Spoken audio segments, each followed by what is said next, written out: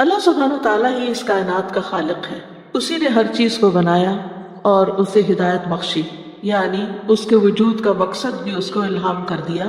کہ وہ چیز کس مقصد کے لیے بنائی جا رہی ہے اور اس کو کیا کرنا ہے۔ موسیٰ علیہ السلام نے فرعون کے دربار میں فرعون کے سوال کے جواب میں رب کا تعارف کرواتے ہوئے کہا، جب اس نے کہا کہ فمن ربکما یا موسیٰ، تم دونوں کا رب کون ہے اے موسیٰ؟ قال ربنا الذی اعطى كل شیء خلقہ ثم ہدی، کہا ہمارا رب وہ ہے جس نے ہر چیز کو پیدا کیا پھر اس کو راہ دکھائی، یعنی ہر چیز کی ساخت بنائی اور پھر اس کو راہ بتائی۔ تو جس رب نے ساری مخلوق کو ہدایت بخشی ہے وہی رب انسانوں کو بھی ہدایت دینے والا ہے۔ اللہ سبحانہ وتعالیٰ فرماتے ہیں ان علینا للہدی، اور بے شک ہدایت دینا ہمارے ذمہ ہے،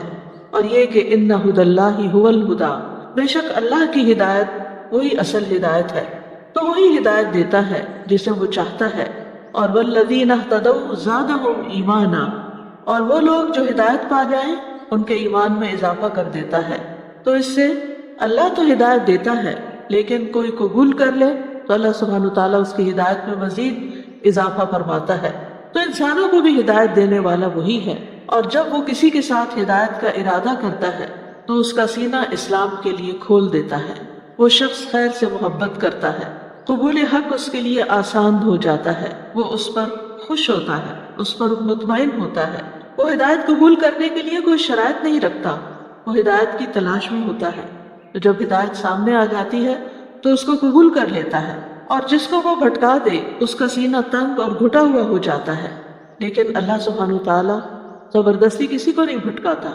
جو شخص ہدایت حاصل نہ کرنا چاہے، بظاہر جسمانی طور پر وہ صحت مند ہو لیکن پھر بھی اس کا دل تنگ ہو، ہدایت کی باتیں اسے مشکل معلوم ہوتی ہو، تو ایسے شخص کو پھر اللہ ہدایت نہیں دیتا۔ یعنی جو شخص ایمان، علم اور یقین سے انتہائی گھٹن محسوس کرتا ہے اور اس کے دل پر شبہات اور شہوات کا غلبہ ہوتا ہے تو اللہ سبحانہ وتعالیٰ اس کو ہدایت کی توفیق نہیں دیتا۔ تو فرمایا وَمَن يُرِدِ اللَّهُ أَن يَهْدِيَهُ يَشْرَحْ صَدْرَهُ لِلْإِسْلَامِ وَمَن يُرِدْ أَن يُضِلَّهُ يَجْعَلْ صَدْرَهُ ضَيِّقًا حَرَجًا كَأَنَّمَا يَصَّعَّدُ فِي السَّمَاءِ۔ تو یہاں پر فرمایا کہ جس شخص کو اللہ چاہتا ہے کہ ہدایت دے اس کا سینہ اسلام کے لیے کھول دیتا ہے، اور اس میں جب بندہ چاہتا ہے کہ اس کو ہدایت ملے تو اللہ سبحانہ وتعالیٰ بھی اس کے لیے ہدایت کی راہیں آسان کر دیتا ہے، اس کو توفیق عطا کرتا ہے، اسلام کو اس کے لیے آسان اور سہل کر دیتا ہے، اسلام کی طرف آنے کے لیے اس کو ہمت عطا کرتا ہے، تو یہ اس بندے کے ساتھ بھلائی کی علامت ہوتی ہے۔ ابن عباس رضی اللہ عنہما کہتے ہیں فَمَن يُرِدِ اللَّهُ أَن يَهْدِيَهُ يَشْرَحْ صَدْرَهُ لِلْإِسْلَامِ کے بارے میں کہ اللہ اس کے دل کو توحید اور ایمان کے لیے کشادہ کر دیتا ہے، کھول دیتا ہے، کھلا کر دیتا ہے، اور اس طرح وہ اللہ کے ہر حکم کو دل کی خوشی سے قبول کرتا ہے۔ اسی لیے ایک حدیث میں بھی آتا ہے کہ مَن يُرِدِ اللَّهُ بِهِ خَيْرًا يُفَقِّهْهُ فِي الدِّينِ، کہ جس کے ساتھ اللہ تعالیٰ خیر کا ارادہ کرتا ہے اس کو دین کی سمجھ دے دیتا ہے۔ اور اللہ سبحانہ تعالیٰ نے یہاں جو فرمایا کہ فَمَن يُرِدِ اللَّهُ أَن يَهْدِيَهُ، جس کے ساتھ اللہ ارادہ کرتا ہے کہ اسے ہدایت دے، تو یہاں ارادے سے مراد ارادہ کونیہ ہے، اور ہدایت سے مراد نیک اعمال کی توفیق دینے کی ہدایت ہے۔ تو ایسے انسان کو آپ دیکھیں گے کہ اس کا سینہ اسلام کے احکامات کے لیے، اس کے شاعر کے لیے کھلا ہوتا ہے، وہ خوشی سے، کھلے دل سے، اوپن مائنڈلی اس کو قبول کر لیتا ہے اور پھر خوشی سے اس پر عمل بھی کرتا ہے۔ یہ جو آتا ہے کہ نماز منافقوں کے لیے بہت بھاری ہے لیکن مخلص لوگوں کے لیے وہ آنکھوں کی ٹھنڈک بھی ہے۔ نبی صلی اللہ علیہ وسلم نے فرمایا تمہاری دنیا کی چیزوں میں سے عورتیں اور خوشبو میرے لیے محبوب بنا دی گئی اور میری آنکھوں کی ٹھنڈک نماز میں رکھ دی گئی، میری آنکھوں کی ٹھنڈک نماز میں رکھ دی گئی۔ تو گویا یہ شرح صدر کی علامت ہے کہ انسان کو نیک عمل سے محبت ہو۔ ایسے لوگوں کے لیے اللہ اور لوگوں کے حقوق سے تعلق رکھنے والے تمام اعمال کے لیے شرح صدر ہو جاتا ہے، دل کھل جاتا ہے۔ اس کے طریقے اور عبادت میں سے ہے کہ انسان پر واجب ہے کہ وہ سارے کے سارے اسلام کو اس کے اصولوں اور اس کے فروع یعنی اس کی جزئیات کے ساتھ قبول کرے، اور اس کو بھی قبول کرے جو اللہ کے حق کے ساتھ تعلق رکھتا ہے اور اس کو بھی جو بندوں کے حقوق کے ساتھ تعلق رکھتا ہے۔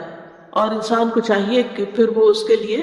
کھلے دل سے ان چیزوں کو قبول کرے۔ اور اگر وہ ایسا نہیں کرتا تو پھر وہ ان لوگوں میں سے ہو جائے گا کہ جن کا دل اللہ نے ہدایت کے لیے تنگ کر دیا۔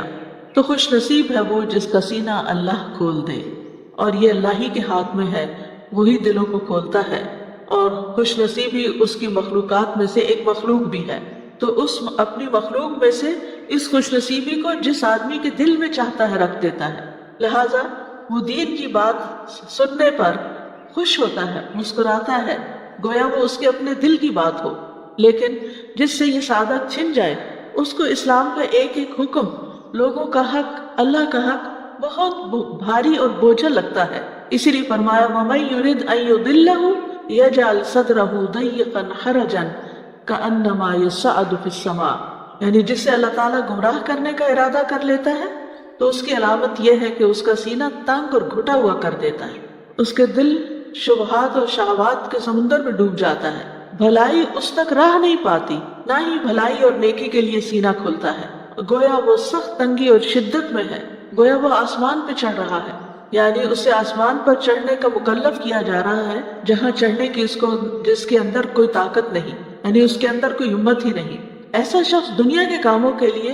خوب محنت کرتا ہے، خوشی خوشی کام کرتا ہے، خوب بھاگ دوڑ کرتا ہے، لیکن جو ہی کوئی دین کا حکم آتا ہے، اللہ کا کوئی حکم آتا ہے تو اس کی ساری ہمت جواب دے جاتی ہے۔ اور یہاں پر یہ جو لفظ حرجن استعمال ہوا ہے، عمر بن خطاب نے مدلج قبیلے کے ایک بادیہ نشین یعنی صحرا میں رہنے والے اعرابی سے حرجہ کا مطلب پوچھا، تو انہوں نے کہا کہ درختوں کے درمیان ایک ایسا درخت ہوتا ہے جس تک پالتو یا جنگلی جانور یا کوئی اور چیز نہیں پہنچ سکتی، یعنی وہ اتنا اندر ہوتا ہے جنگل میں کہ اس تک کسی کی رسائی نہیں ہوتی۔ یہ سن کر عمر رضی اللہ عنہ نے فرمایا کہ اسی طرح منافق کے دل تک بھی خیر و بھلائی کی کوئی بات نہیں پہنچ سکتی، کیونکہ وہ اتنے پردوں میں ہوتا ہے، اتنے اندھیروں میں ہوتا ہے کہ وہاں تک اسے کوئی خیر نہیں ملتی۔ کأنما یصعد فی السماء،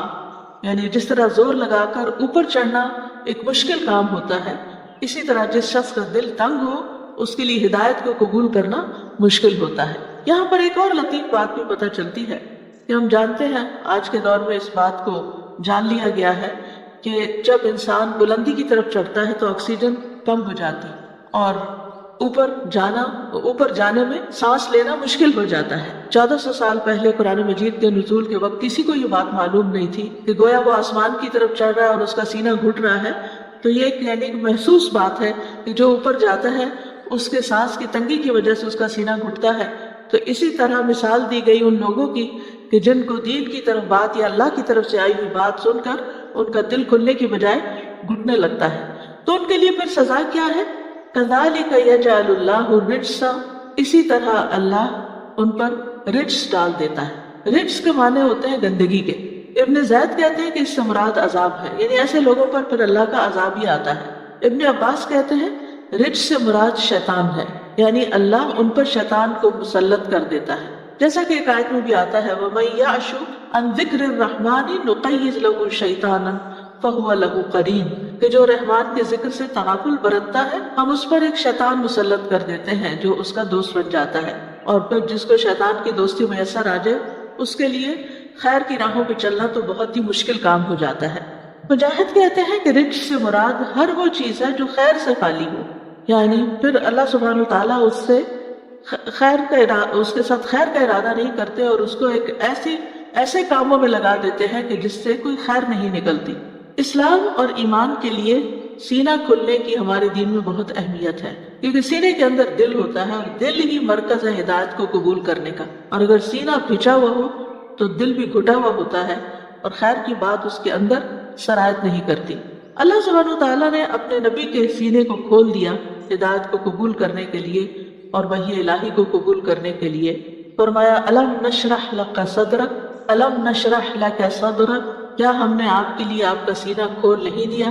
یقیناً کھول دیا، اور جس کا سینہ کھل جائے اسے رب کی طرف سے ایک نور عطا ہوتا ہے، ہدایت عطا ہوتی ہے۔ سورۃ الزمر میں اللہ تعالیٰ فرماتے ہیں افمن شرح اللہ صدرہ للاسلام فہو علی نور من ربہ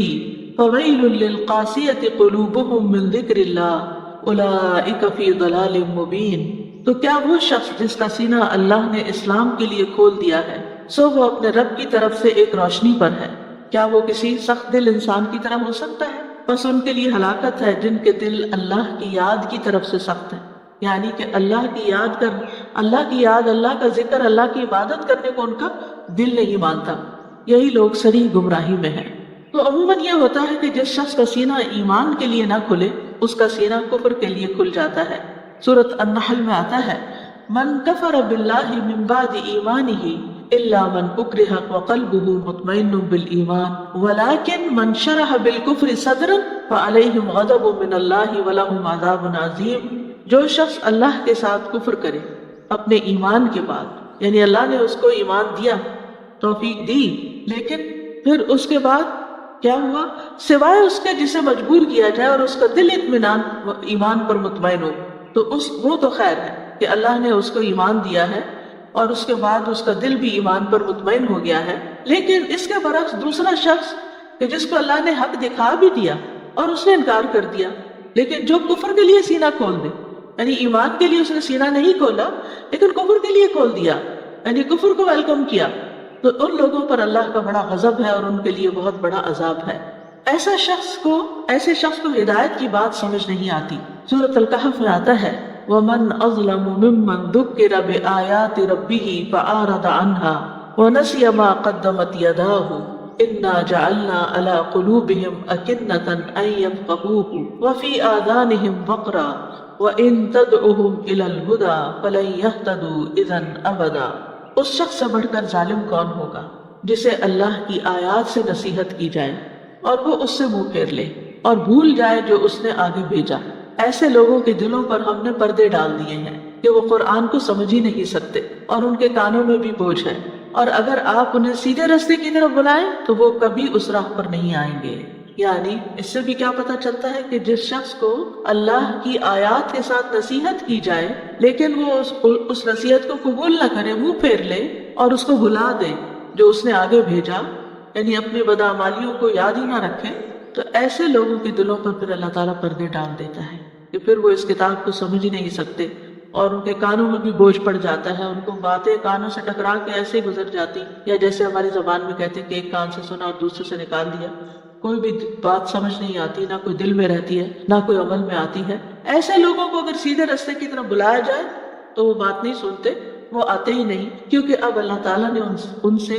ہدایت کی توفیق چھین لی ہے۔ یاد رکھیے ایمان کے اعتبار سے دل کی 4 قسمیں ہیں۔ حذیفہ رضی اللہ عنہ سے روایت ہے، وہ کہتے ہیں کہ دلوں کی 4 اقسام ہیں۔ ایک غلاف میں لپٹا ہوا دل، بس یہ کافر کا دل ہے، یعنی جس کے اندر کچھ جاتا ہی نہیں، ختم اللہ علی قلوبہم۔ دوسرا ہے ٹیڑھا دل، یہ منافق کا دل ہے، یعنی گویا کہ اس میں ہدایت کی کچھ بات آئی لیکن اس نے کنٹین نہ کی۔ تیسرا ہے ملاوٹ کے بغیر دل، گویا کہ اس میں چراغ چمک رہا ہے، بس یہ مومن کا دل ہے۔ اور ایک دل وہ ہوتا ہے جس میں ایمان بھی ہوتا ہے، نفاق بھی ہوتا ہے۔ تو مومن کے دل میں نفاق نہیں ہوتا، چمکتا چراغ ہوتا ہے جس کی روشنی میں وہ حق کو پہچانتا ہے اور حق پر عمل کرتا ہے۔ تو ایمان کی مثال یوں ہے جیسے کوئی درخت ہو جس کو پاکیزہ پانی مدد دیتا ہو، اور نفاق کی مثال ایسے ہے جیسے کوئی پھوڑا پنسی ہو جس کو پیپ اور خون مدد دیتا ہو، یعنی دونوں پنپ رہے ہیں، درخت بھی پنپ رہا ہے لیکن وہ صاف پانی سے، اور پھوڑا بھی پنپ رہا ہے لیکن وہ پیپ سے۔ بس ان دونوں میں سے جو بھی دل پر غالب آ جائے گا وہی حالت غالب آ جائے گی، یعنی جس کو وحی کے پانی سے، وحی کی بارش سے فائدہ ہو اس کو ہدایت مل جائے گی، اور دوسرا جس کا دل ٹیڑھا ہو وہ اس ہدایت کو اپنے اندر نہیں رکھے گا اور نفاق میں مبتلا ہو جائے گا، اور جس کا دل کھلے ہی نہ تو وہ تو کفر میں مبتلا ہو گیا۔ ایمان اللہ سبحانہ وتعالیٰ کے صرف پسندیدہ بندوں کو نصیب ہوتا ہے۔ صحیح ترغیب و ترہیب میں آتا ہے، عبداللہ بن مسعود روایت کرتے ہیں کہ رسول اللہ صلی اللہ علیہ وسلم نے فرمایا یقیناً اللہ مال اسے بھی دیتا ہے جس سے محبت کرتا ہے اور اسے بھی دیتا ہے جس سے محبت نہیں کرتا، لیکن ایمان صرف اسے دیتا ہے جس سے وہ محبت کرتا ہے۔ بس جب اللہ کسی بندے سے محبت کرتا ہے تو اسے ایمان عطا کر دیتا ہے۔ تو یہ اللہ تعالیٰ کی محبت کی علامت ہوتی ہے کہ جس کو ہدایت دینا چاہتا ہے وہ اس کے لیے آسان کر دیتا ہے، اس کا دل کھول دیتا ہے اور اس کو نصیب ہو جاتا ہے۔ اور پھر سورۃ الحجرات میں آتا ہے کہ اللہ تعالیٰ اس کے دل میں ایمان کو مزین کر دیتا ہے، زینت بخشتا ہے، خوبصورت کر دیتا ہے، یعنی اس شخص کو ایمان سے محبت ہو جاتی ہے۔ وَلَكِنَّ اللَّهَ حَبَّبَ إِلَيْكُمُ الْإِيمَانَ وَزَيَّنَهُ فِي قُلُوبِكُمْ وَكَرَّهَ إِلَيْكُمُ الْكُفْرَ وَالْفُسُوقَ وَالْعِصْيَانَ أُولَئِكَ هُمُ الرَّاشِدُونَ۔ اور لیکن اللہ نے تمہارے لیے ایمان کو محبوب بنا دیا اور اسے تمہارے دلوں میں مزین کر دیا، اور اس نے کفر اور گناہ اور نافرمانی کو تمہارے لیے ناپسندیدہ کر دیا، یہی لوگ ہدایت والے ہیں۔ یعنی جس کے دل میں کفر، گناہ اور نافرمانی کی نفرت ہے اور اس کے برعکس ایمان کی محبت ہے، تو ایسا ہی شخص دراصل ہدایت یافتہ ہے۔ یاد رکھیے، دل انسانی جسم کا سب سے قیمتی حصہ ہے، اور اگر دل میں نور ہو تو انسان اس روشنی میں ہدایت پا جاتا ہے، اور اگر دل ہی اندھیرا ہو تو پھر انسان کے سامنے حق کی، خیر کی 100 باتیں بھی کی جائیں تو وہ اس کو سمجھ نہیں آتی۔ نعمان بن بشیر کہتے ہیں، میں نے رسول اللہ صلی اللہ علیہ وسلم کو فرماتے ہوئے سنا، بے شک جسم میں ایک ٹکڑا ہے، جب اس کی اصلاح ہو جاتی ہے تو تمام جسم کی اصلاح ہو جاتی ہے، اور جب وہ خراب ہو جاتا ہے تو تمام جسم خراب ہو جاتا ہے۔ سنو، وہ دل ہے، اور ایمان کا مقام بھی دل ہے، تقوی کا مقام بھی دل ہے، اچھائی اور برائی کی پہچان کا معاملہ بھی دل کے ساتھ ہے۔ اس لیے رسول اللہ صلی اللہ علیہ وسلم نے فرمایا، جس کے دل میں رائی کے دانے برابر بھی ایمان ہوگا وہ آگ میں داخل نہیں ہوگا۔ یعنی اگر دل کے اندر ایمان ہے تو پھر اس کے لیے جہنم میں خلود نہیں ہے، ہمیشگی نہیں ہے، بلکہ اس کو وہاں سے نکال لیا جائے گا، اور یہاں تو یہ فرمایا کہ وہ آگ میں داخل بھی نہیں ہوگا۔ پھر اسی طرح ابو ہریرہ کہتے ہیں کہ رسول اللہ صلی اللہ علیہ وسلم نے اپنے سینے کی طرف